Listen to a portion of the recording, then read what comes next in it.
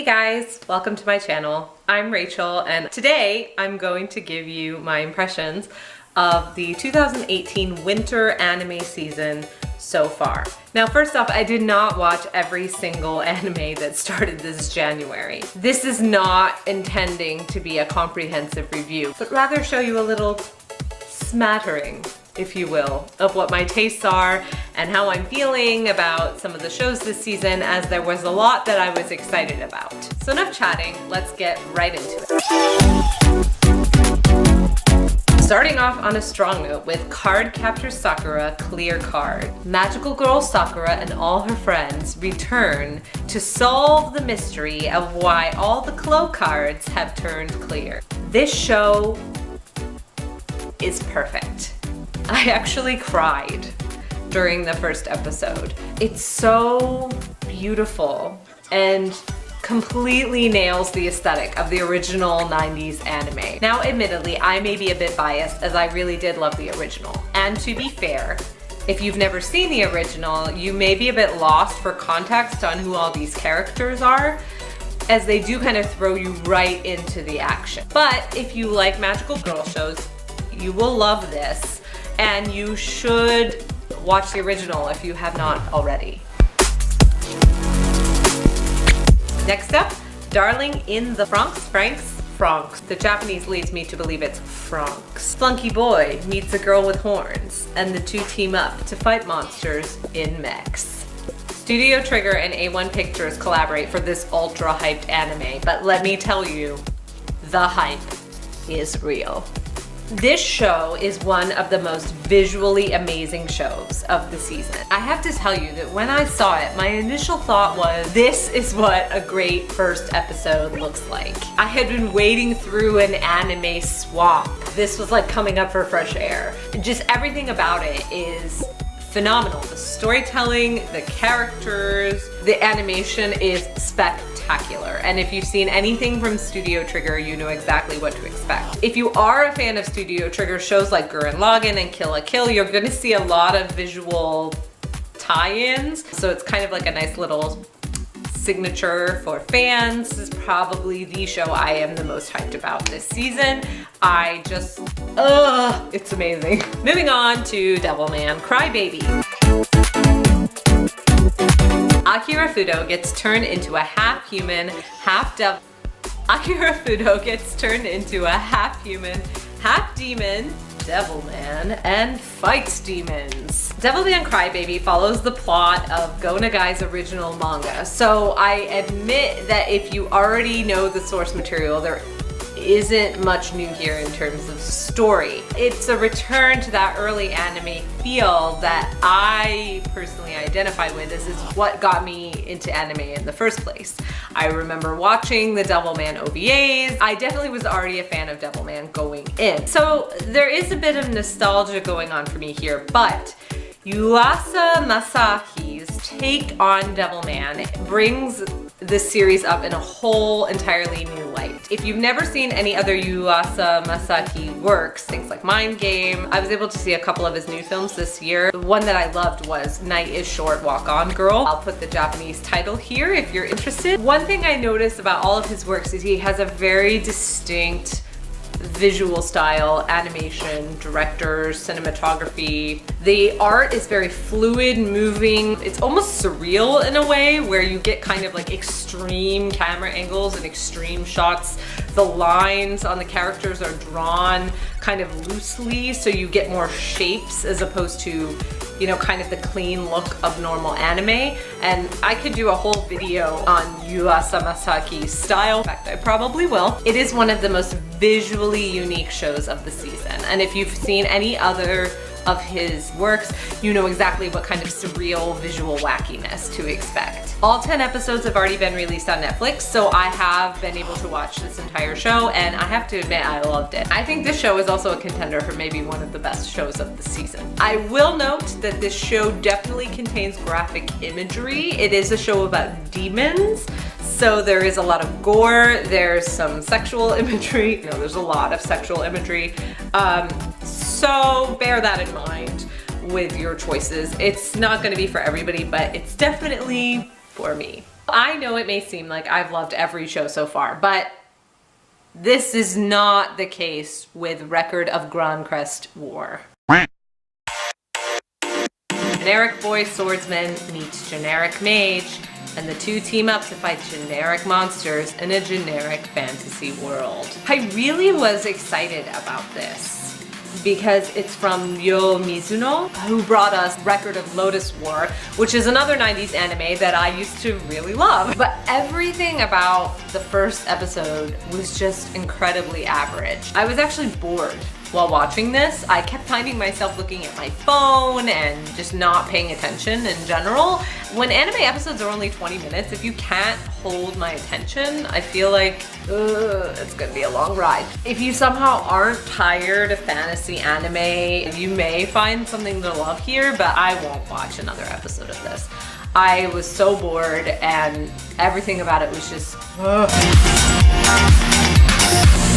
Okay, it's time for Hakata Tonkotsu Ramens. The show really has nothing to do with ramen. It's rumored that in Hakata, 3% of the population are hitmen. Hitmen, detectives, criminals, and the mysterious killer of hitmen intersect in the underbelly of the city. I enjoyed the first episode of this show. I liked the jazz music that kind of seemed like a throwback to Cowboy Bebop. I enjoyed the characters. I thought they were interesting, not so tropey. I thought it was interesting to have this like hitman agency that was in the style of like any Japanese company. And the tone of the show overall kind of reminded me a bit of Durarara, where they're taking this regular district or this regular city and injecting sort of the wacky goings on of the people who live there. Now so far there's no like real supernatural elements in this show, so it's not really like Durarara, but the tone is very similar. I might continue with this show. There's just a lot of like contenders vying for my attention. I felt like this show was like a solid entry, especially if you like that kind of crime focused. It's hard for me to like pick the genre. It's kind of like a crime slice of life. It's about criminals and the mafia, the yakuza, gangsters. They're portrayed like in a very real way. So there is some violence in the show. So once again, your mileage may vary. Hakyuu Houshin Engi. Follow Taikobo on his journey to seal all 365 spirits and vanquish the evil empress in a Chinese fantasy world. This pretty much seems like a straight reboot to me, so if you're familiar with the original anime or manga, you probably won't find much new here. It's a very straightforward monster of the day kind of setup. This time around, it just didn't really grab me. I definitely watched the original, but I think when I watched the original, I was like starved for anime at the time and I just like really wanted to watch something. And the original was like, okay, I wouldn't say it like broke any ground. It wasn't amazing. I think the most interesting thing about this show is the Chinese element. There's gonna be a lot of Chinese cultural references. It's loosely based on the real Shang dynasty. You know, and if you really like shonen anime, you might find this really impressive, but I'm not gonna watch it beyond this episode. I just think there's better shonen anime out there. Also, why CG snakes? Why? The entire episode is hand-drawn and then all of a sudden they put in this like random CG snake element thing. It's the most bizarre thing I've ever seen. I don't know why anime feels the need to like inject weird CG things into an episode when the look of the show is entirely a certain way.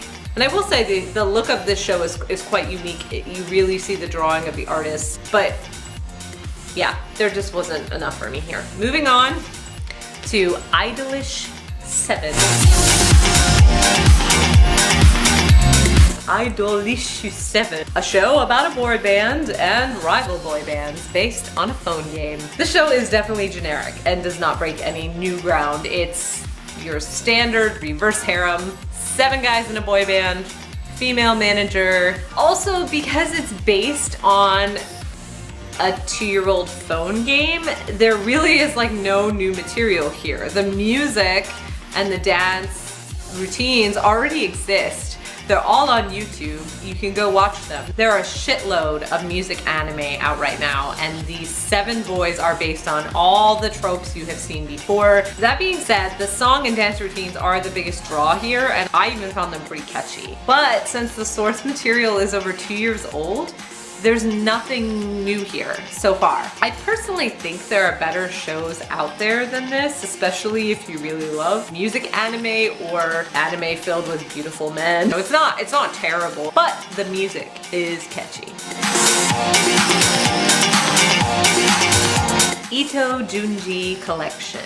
It's an anime adaptation of Junji Ito's collection short stories. So far, each episode, I've watched 2 episodes of this. Each episode has featured 2 stories. All of these stories kind of fall into that same kind of creepy, visually disturbing horror that Junji Ito is known for. So far, the short stories are taken pretty verbatim from the collection. They have managed to keep the look of Junji Ito's original art, but unfortunately, this series is barely animated.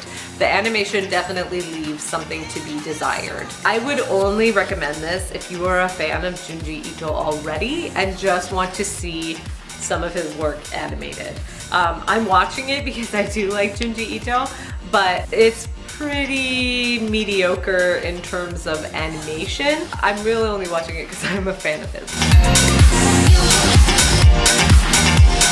Now on to Kokkoku, also known as Time and Time Again or Moment by Moment. Juri Yukawa has to rescue her brother and nephew from kidnappers in 30 minutes. Her grandfather reveals the family's secret ability to stop time, but as they run to rescue them, they encounter others who can access this stasis world as well. This is a show that uses CG well, so I'm not really crazy about CG in anime, but I know it's here to stay and I kind of have to deal with it. And I feel like this show, it's not jarring when they use CG. It kind of integrates itself into the universe. So visually, I would say that's the most notable thing about it. I think the story, the premise is kind of interesting. I do like things with time manipulation.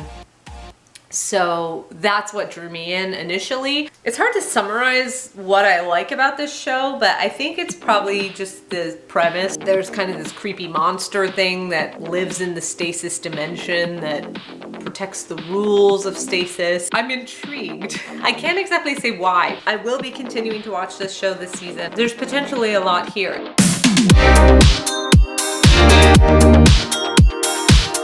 Moving on, Ramen Daisuki Koizumi-san. I don't know why I decided to watch this. I normally don't like love slice of life anime, but I love ramen. I thought it might be interesting, but really this show was pretty boring as well. I think the most interesting thing about it was that I was like instructed on the different types of broth and the different ways to like get your ramen, but the characters are pretty boring and it wasn't quite as funny as I hoped it would be. I don't know, I didn't really find it funny at all. Ultimately, this show just left me feeling hungry and kind of empty. Oh, now I want ramen.